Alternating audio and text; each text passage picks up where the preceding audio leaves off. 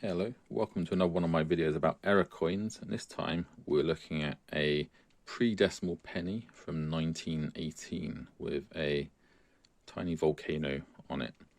So what's that all about then? So this is a George V penny, quite common at the time.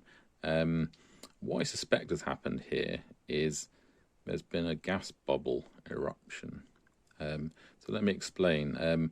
When these coins are made, they're struck on blank round pieces of metal. Ooh, where's the focus gone? There we go. They're punched from a sheet, and the sheet itself is rolled out to the correct thickness.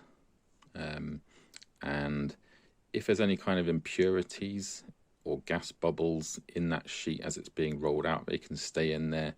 They end up just getting compressed, so you get a very compressed gas within the sheet of metal. And what can happen then is when a coin is struck, the gas bubble is squeezed even more.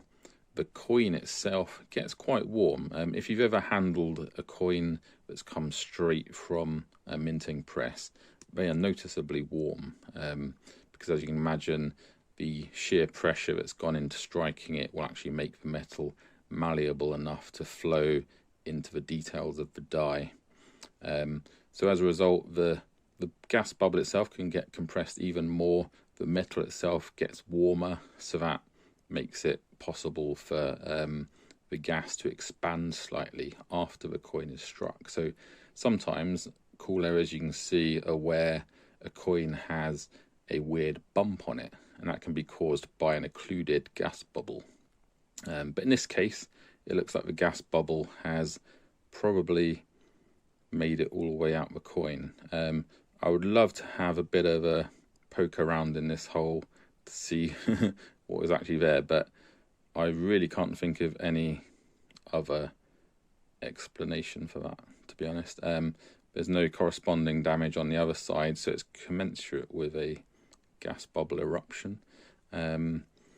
But yeah, maybe one day I'll clean it up and have a look, because the rest of the coin isn't really in the best condition. It's very, very worn, so nothing much to lose, I expect. And here's another George V penny, just out of interest. There's nothing wrong with this one, but it was given to me by the owner of Hive Coins, which is at the Malt House in Hive in Kent.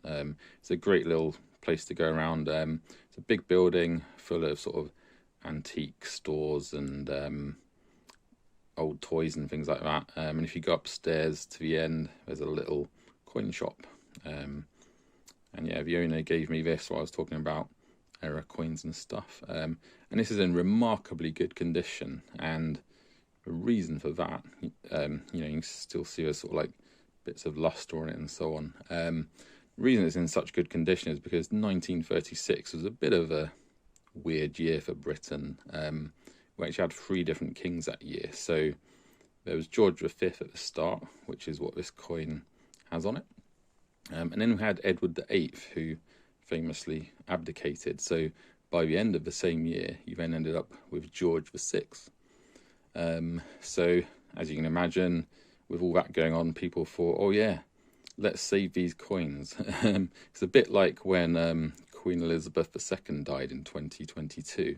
The Royal Mint website went crazy with the amount of people suddenly trying to buy coins with the Queen on, as if they would never ever be available again. But yeah, that's a really cool piece. You'll find lots of these in good condition, but this one's in particularly good condition, really.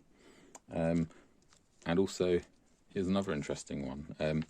This is from 1951, which is a bit of a special year for pennies, if you're familiar with that sort of thing.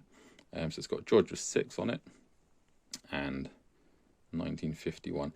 Again, it's in fairly good condition. So this is weird because small change was quite popular during World War II. Like the mint had to make lots more farthings and pennies and things just because with rationing and so on, people wanted smaller denominations to use. But post-war, they weren't so useful. In 1950, for example, no pennies were minted for the UK at all. and the same in 1951. However, in 1950 they did make 240,000 pennies with the intention of using them in the colonies. They didn't actually go there straight away though, and then in 1951 they made 120,000 of these ones, and that's a remarkably low mintage considering most years for the UK there would have been hundreds. Ooh, Alex is trying to help me there. Okay, there would have been tens or hundreds of millions of these made each year. And then during 1956, the 1950 ones, the ones from 1950 rather, were still kind of like hanging around in Britain, and then were eventually sent off to Bermuda, and 3/4 of these 1951 coins were also sent off there. So these are quite rare, quite hard to get hold of. In this sort of condition, I guess they're probably going to be worth about 30 quid or more. So yeah, these are kind of like, if anyone's into collecting date runs of coins, these are probably going to be one of the more expensive ones. But again, no errors on that, just a piece of interest really.